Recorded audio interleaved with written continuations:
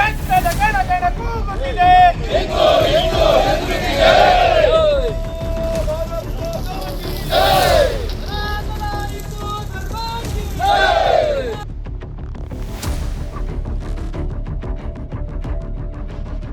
ಬಾಂಗ್ಲಾದೇಶದಲ್ಲಿ ಹಿಂದೂಗಳ ಮೇಲೆ ನಡೆಯುತ್ತಿರುವ ದೌರ್ಜನ್ಯವನ್ನ ಖಂಡಿಸಿ ನಗರದ ಬಸವೇಶ್ವರ ವೃತ್ತದಲ್ಲಿ ವಿಶ್ವ ಹಿಂದೂ ಪರಿಷತ್ ಹಾಗೂ ಬಜರಂಗ ದಳದ ಕಾರ್ಯಕರ್ತರು ಟೈರ್ಗೆ ಬೆಂಕಿ ಹಚ್ಚಿ ಪಂಚಿನ ಮೆರವಣಿಗೆಯೊಂದಿಗೆ ಬೃಹತ್ ಪ್ರತಿಭಟನೆ ನಡೆಸಿದರು. ಇನ್ನು ಪ್ರತಿಭಟನೆಯನ್ನ ಉದ್ದೇಶಿಸಿ ಮಾತನಾಡಿದ ಹಿಂದೂ ಪರ ಸಂಘಟನೆಗಳ ಮುಖ್ಯಸ್ಥ ಹಾಗೂ ಉದ್ಯಮಿ ಸಂತೋಷ್ ಅವರು, ಬಾಂಗ್ಲಾದೇಶದಲ್ಲಿ ಪದೇ ಪದೇ ಹಿಂದೂಗಳ ಮೇಲೆ ದೌರ್ಜನ್ಯ ನಡೆಯುತ್ತಿರುವುದು ಖಂಡನೀಯವಾಗಿದೆ ಎಂದು ಆಕ್ರೋಶ ವ್ಯಕ್ತಪಡಿಸಿದ್ದರಲ್ಲದೆ ಭಾರತ ದೇಶದ ಹಿಂದೂಗಳು ಈ ಅಮಾನವೀಯ ಕೃತ್ಯವನ್ನ ತೀವ್ರವಾಗಿ ಖಂಡಿಸುತ್ತಿದ್ದು, ಭಾರತದ ಸಹನೆ ಮತ್ತು ತಾಳ್ಮೆಯನ್ನ ನಿರಂತರವಾಗಿ ಕೆಣಕುತ್ತಿರುವ ಬಾಂಗ್ಲಾದೇಶಕ್ಕೆ ಭಾರತ ಸರ್ಕಾರ ಒಮ್ಮೆ ಮಧ್ಯ ಪ್ರವೇಶಿಸಿದರೆ ಗಂಭೀರ ಪರಿಣಾಮ ಎದುರಿಸಬೇಕಾಗತ್ತೆ ಎಂದು ಎಚ್ಚರಿಸಿದರು. ಮಾನ್ಯ ಪ್ರಧಾನಮಂತ್ರಿ ನರೇಂದ್ರ ಮೋದಿಯವರು ಬಾಂಗ್ಲಾದೇಶದ ಹಿಂದೂಗಳ ರಕ್ಷಣೆಗೆ ತಕ್ಷಣ ಕ್ರಮ ಕೈಗೊಳ್ಳಬೇಕು ಎಂದು ಅವರು ಆಗ್ರಹಿಸಿದರು. ಇದೇ ವೇಳೆ ಮಾತನಾಡಿದ ಬಜರಂಗ ದಳದ ಪ್ರಧಾನ ಕಾರ್ಯದರ್ಶಿ ನಾಗೇಶ್, ಬಾಂಗ್ಲಾದೇಶದ ಹಿಂದೂಗಳ ಮೇಲಿನ ದೌರ್ಜನ್ಯವನ್ನ ಖಂಡಿಸಿ ನಗರದಲ್ಲಿ ಪ್ರತಿಭಟನೆ ನಡೆಸಲು ಮುಂದಾದಾಗ ಸ್ಥಳೀಯ ಪೊಲೀಸ್ ಇಲಾಖೆ ನೆಹರು ನಗರ, ಜೆಪಿ ನಗರಗಳಿಗೆ ಹೋಗಬಾರದು ಎಂದು ನಿರ್ಬಂಧ ವಿಧಿಸುತ್ತಿರುವುದಕ್ಕೆ ಆಕ್ರೋಶ ವ್ಯಕ್ತಪಡಿಸಿದರು. ನಾವು ಭಾರತ ರಾಷ್ಟ್ರದಲ್ಲಿದ್ದೇವೆಯೋ ಅಥವಾ ಪಾಕಿಸ್ತಾನದಲ್ಲಿದ್ದೇವೆಯೋ ಎಂಬ ಅನುಮಾನ ಉಂಟಾಗಿದೆ ಎಂದು ಕಿಡಿಕಾರಿದರು. ಕೇಂದ್ರ ಸರ್ಕಾರ ತಕ್ಷಣ ಮಧ್ಯ ಪ್ರವೇಶ ಮಾಡಿ ಬಾಂಗ್ಲಾದೇಶದಲ್ಲಿ ನೆಲೆಸಿರುವ ಹಿಂದೂಗಳ ರಕ್ಷಣೆಗೆ ಮುಂದಾಗಬೇಕು ಎಂದು ಮನವಿ ಮಾಡಿದರು.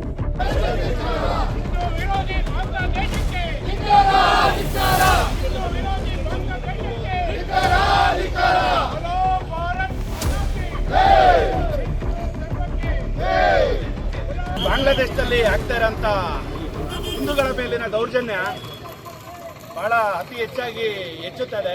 ಹಾಗಾಗಿ ನಾವು ಕೇಂದ್ರ ಸರ್ಕಾರಕ್ಕೆ ಮನವಿಯನ್ನು ಮಾಡ್ತಾ ಇದ್ದೀವಿ. ಆದಷ್ಟು ಹಿಂದೂಗಳಿಗೆ ಸುರಕ್ಷತೆ ಬೇಕು, ಸುರಕ್ಷತೆಗಳನ್ನು ಕೊಡಿ, ದಯಮಾಡಿ.